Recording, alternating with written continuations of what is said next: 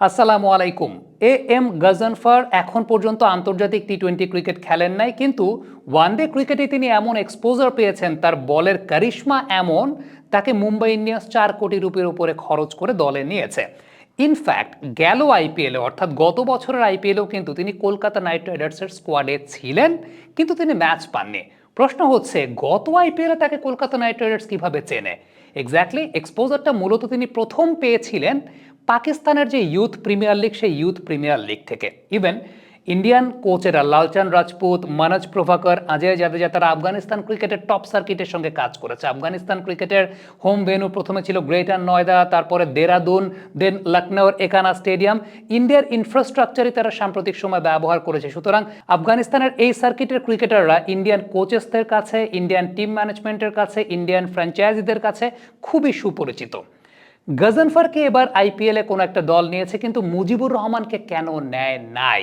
আমি এই ব্যাপারটা বিশ্লেষণ করতে চাইলে প্রথমে যে বিষয়টা বলতে হবে সেটা হচ্ছে, গজনফর এই মুহূর্তে তার ফর্মের পিকে আছেন, কিন্তু মুজিবুর রহমান তার ফর্মের পিকে নাই। ইনফ্যাক্ট এই ভিডিওটা করা পর্যন্ত টি-10 লিগে মুজিবুর রহমান কিন্তু যথেষ্ট এক্সপেন্সিভ এবং উইকেট নিয়েছেন সবে মাত্র 2টা এই ভিডিওটা করা পর্যন্ত। ইনফ্যাক্ট আপনি যদি চিন্তা করেন, এই বছরে যখন আইএল টি-20 হয়েছিল, আইএল টি-20তে সর্বশেষ 5 ম্যাচে মনে হয় মুজিবুর রহমান উইকেট শূন্যই ছিলেন 3টা বা 4টা ম্যাচে। সুতরাং তিনি তার ফর্মের পিকে নাই, বা তার ফর্মের জায়গাটা ওইরকম ভালো না। অন্যদিকে গজনফরের ক্ষেত্রে আপনি চিন্তা করেন, সাউথ আফ্রিকার সঙ্গে ওয়ানডেতে কি দুর্দান্ত বোলিংটাই না করেছেন, বাংলাদেশের সঙ্গে কি দুর্দান্ত বোলিংটাই না করেছেন। সো আলটিমেটলি এই বোলারটাকে ঘিরেই এই মুহূর্তে মুম্বাই ইন্ডিয়ান্স তাদের পরিকল্পনাটা সাজিয়েছে, বা তার একটা ডিমান্ড কিন্তু ক্রিয়েট হয়েছে, একটা এক্সপোজার তৈরি হয়েছে। এবং ডেফিনেটলি এটার পিছনে অন্যতম বড় কারণটা হচ্ছে বোলিংয়ের ভ্যারিয়েশনের জায়গাটা। দেখেন, গজনফর যখন বাংলাদেশের সঙ্গে প্রথম ওয়ানডে ম্যাচে বোলিং করছিলেন, একটা গ্রাফিক্স কার্ড দেখানো হয়েছিল। গ্রাফিক্স কার্ডটি এরকম ছিল, অফ স্পিন যখন করেন তখন গজনফরের গড় গতি 98.6 কিলোমিটার। অফ স্পিনে গজনফরের গড় গতি 98.6 কিলোমিটার, কিন্তু যখন তিনি ক্যারাম বল করছেন সেটা নেমে যাচ্ছে 86.5 কিলোমিটার প্রতি ঘন্টায়। তার মানে তার স্টক বল এবং ক্যারামের মধ্যে একটা বিস্তর পার্থক্য রয়েছে। এই পেসের পার্থক্যটা অনেক বেশি মাত্রায় কনফিউজিং। মানে তিনি অফ স্পিন করছেন 98 কিলোমিটার অনেক জোরে জোরে, যখনই ক্যারাম করছেন বলটা এত স্লো আসছে যেটা আগের পেসের সঙ্গে খুব বেশি ম্যাচ খাচ্ছে না। এটাই মুজিবুর রহমানের সঙ্গে তার একটা বড় ডিফারেন্সের জায়গা। মুজিবের ক্ষেত্রে আমরা জানি যে মুজিবের ক্যারাম বলেন কিংবা মুজিবের স্টক ডেলিভারি, দুটোর পেস অনেকাংশে সিমিলার। মুজিব ক্যারাম বলও করেন আসলে একদম 90+ মেনটেন করে বোলিং করে থাকেন, কিন্তু গজনফরের ক্ষেত্রে ব্যাপারটা হচ্ছে তার ক্যারাম অনেক বেশি স্লো, আবার স্টক ডেলিভারি অনেক বেশি ফাস্ট। আপনি গজনফরকে দেখবেন 106 কিলোমিটার, 107 কিলোমিটার, 110 কিলোমিটার বেগেও বোলিং করেছেন।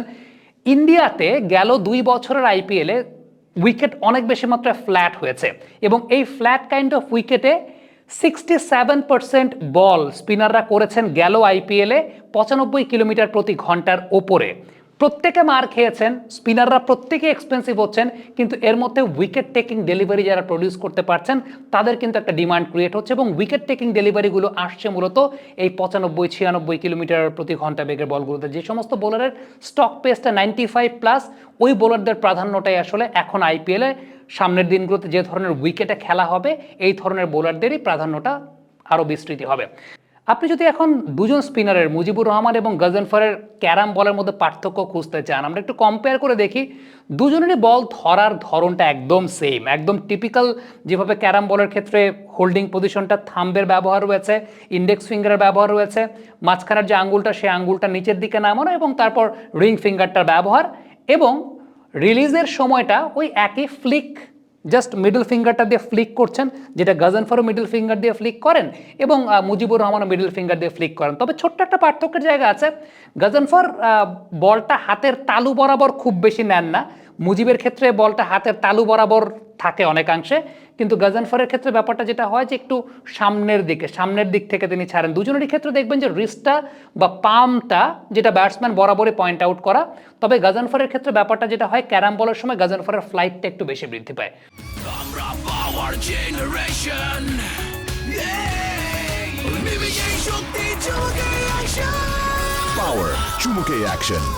ফ্লাইটটা যেহেতু বেশি বৃদ্ধি পায় গাজনফারের পেসটা একটু স্লো হয়ে যায়।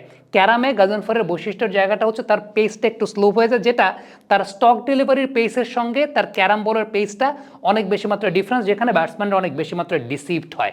এবং মুজিবের সাথে ঠিক এই মুহূর্তে মুজিব ফর্মে নাই, বাট দুজনের ছোট্ট একটা মাইনর পার্থক্যের জায়গাটা, এবং সেই মাইনর পার্থক্যের জায়গাটা মুজিব বলটাকে হোল্ড করেন একটু ভেতরের দিক থেকে, গাজনফার বলটাকে হোল্ড করেন একটু বাইরের দিক থেকে, অর্থাৎ একটু ওপরের দিক থেকে।